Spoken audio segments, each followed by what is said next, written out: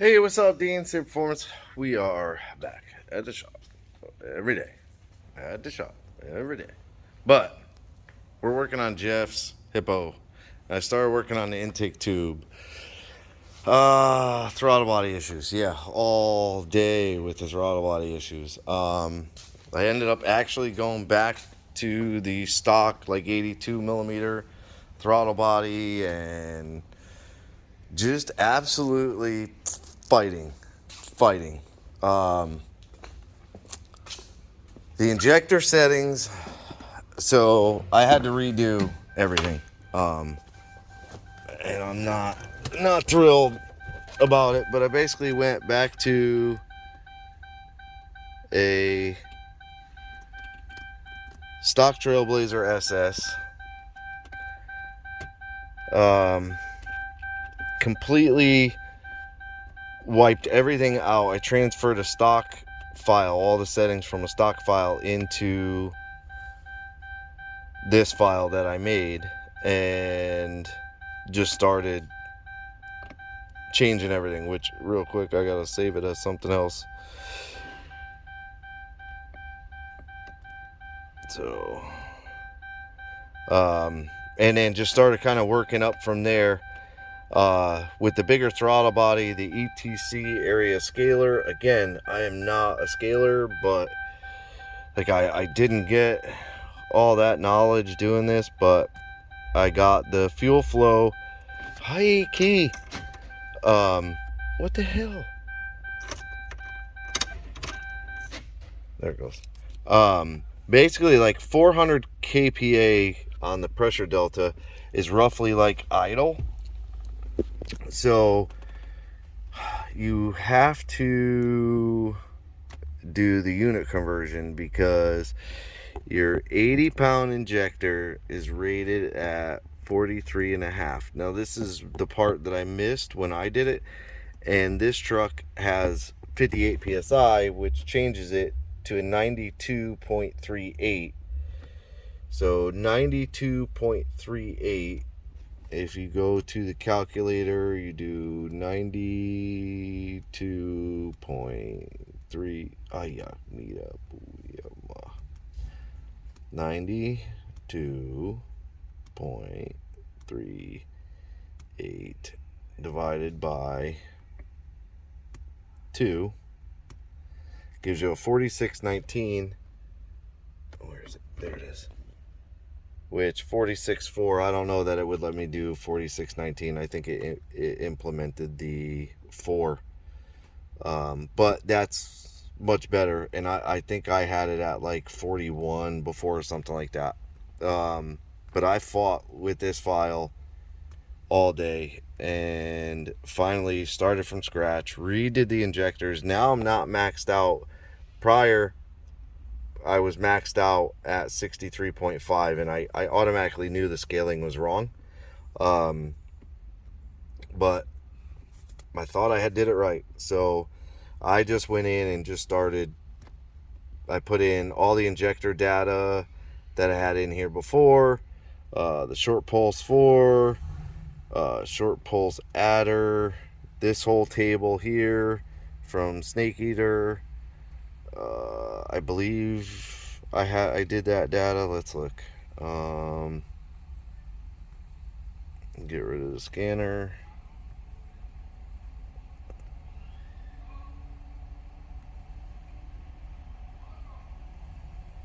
Nope.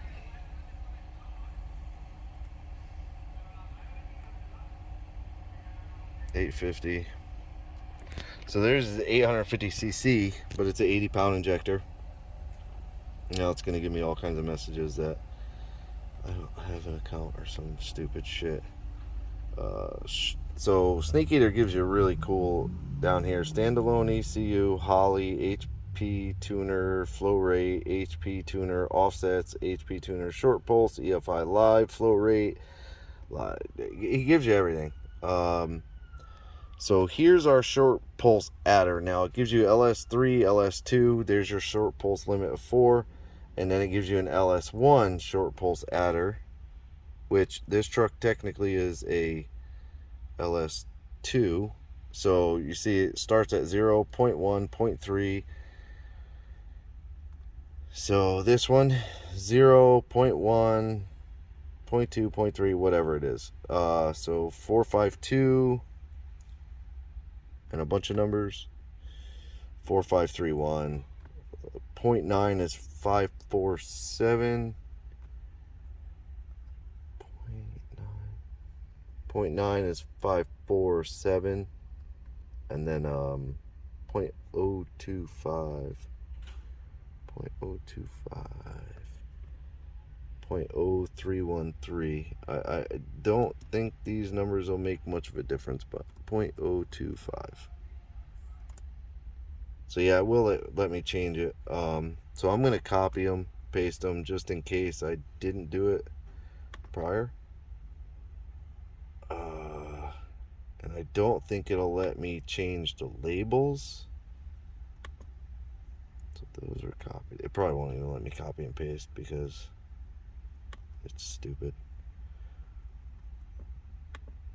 It might.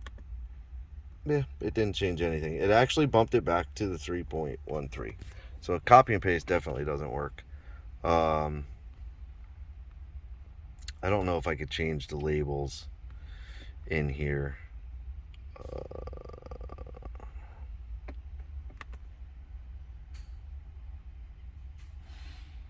Yeah, it doesn't let me change the labels.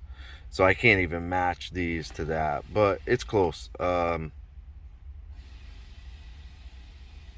on, let me just check.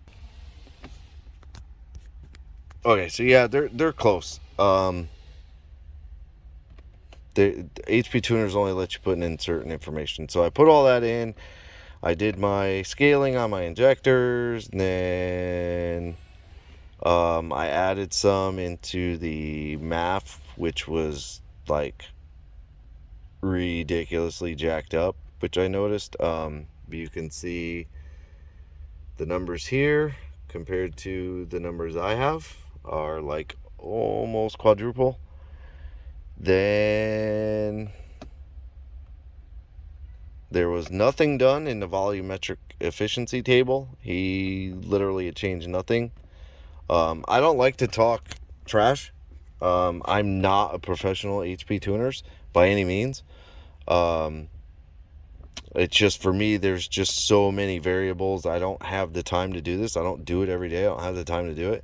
But when you claim to be a professional tuner, like, you should be able to fucking tune. Like, pretty simple. So yeah, so I got the ETC area scaler.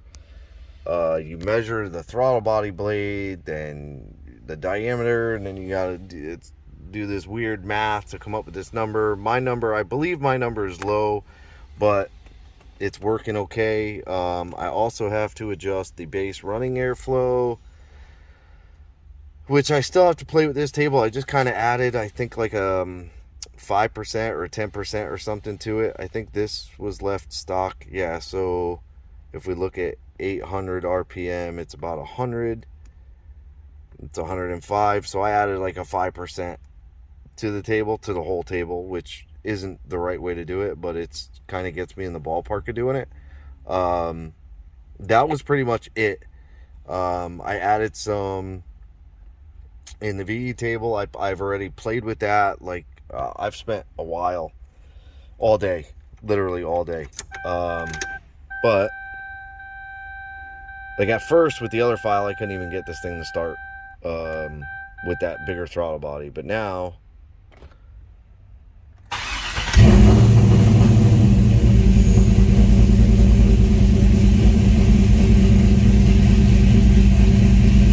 I got no check engine light, no reduced engine power. The coolant temp right now is a little bit 150s, 160. Idles a little below 1,000 right now. We'll go on the scanner and get more of an actual number out of it. Air fuel's kind of bouncing a little lean, but I wanted to get it to the point where it would idle, and now I got it to idle. I mean, that's actually not horrible.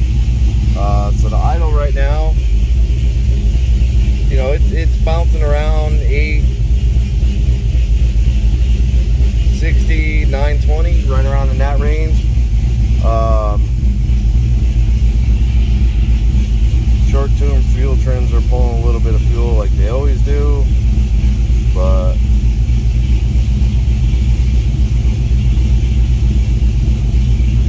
yeah, it's pulling a little to try 10%, 5%. It's kind of bouncing around, but I mean, that's not horrible. It's working pretty good. Coolant temp's 171. So I finally got it. Still no reduced engine. It's not dropping cylinders. Firing on all 8.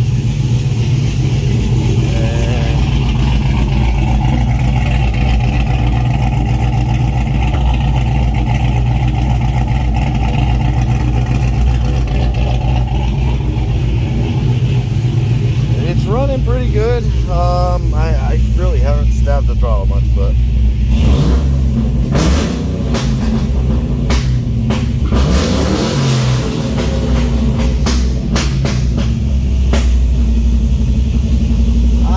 idea what the hell all the crackling is about, but and now you can hear how it does the throttle hang. Watch. So it's about 15, then it starts to drop down. So I got to play with that a little bit. I believe that's the base table, and you can kind of see that starts to happen to me. So I believe it's in the air fuel table. I gotta play with it a little bit.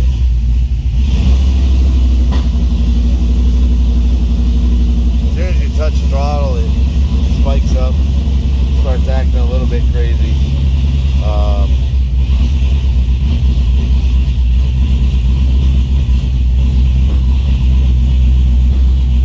Oh, actually, the long-term fuel trims are shut off. Short-term's adding 20%. Ay, ay, ay.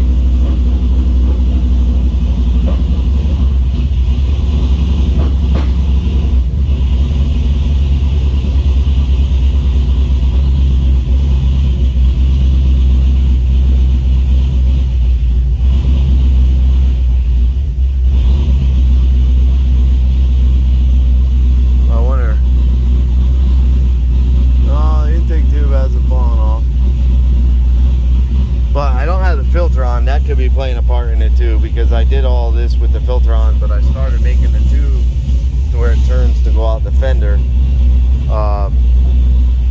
But yeah, all right, we're done with you.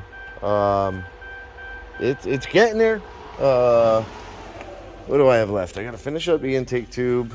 I ran out of rod. Ouch!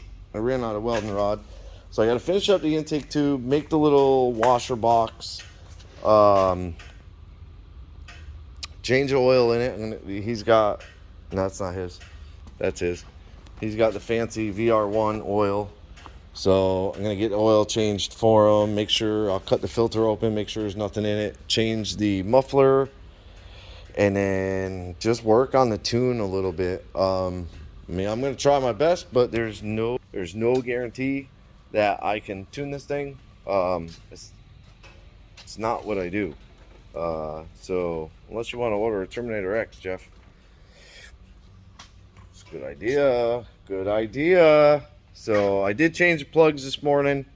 I found another wire. I did find a wire. Let me see. So I had one wire that, I believe it's still here. Yeah, that when I took it apart, it broke the boot off. The boot just came right out.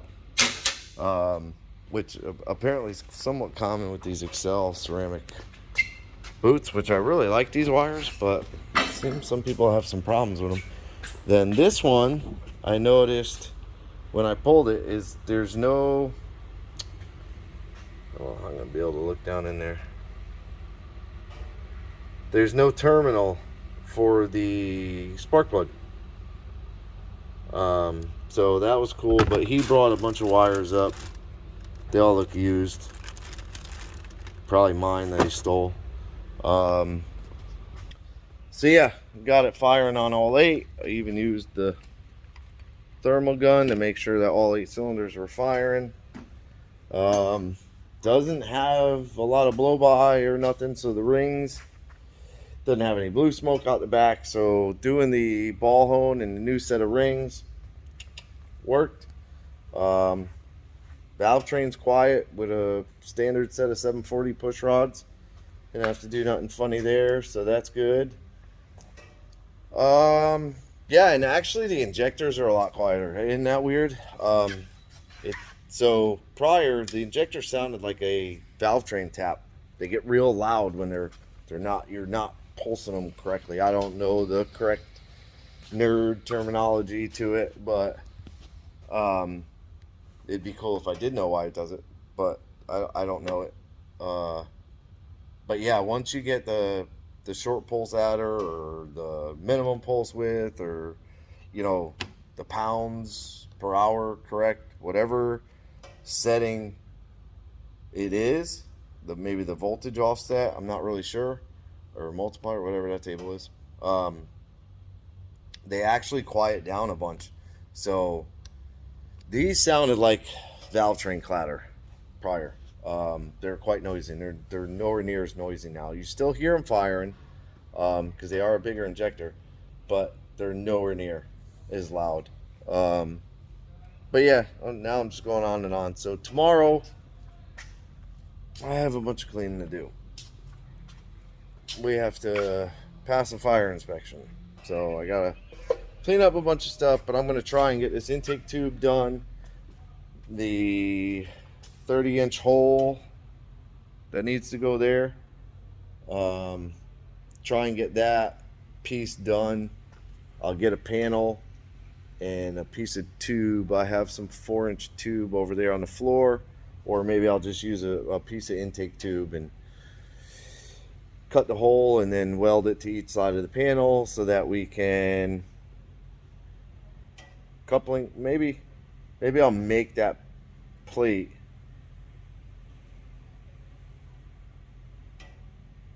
no maybe I'll just drill a 4-inch hole, stick the tube through it, and then have the air cleaner on the bottom, and maybe make a foot that goes over to that nut that's down there.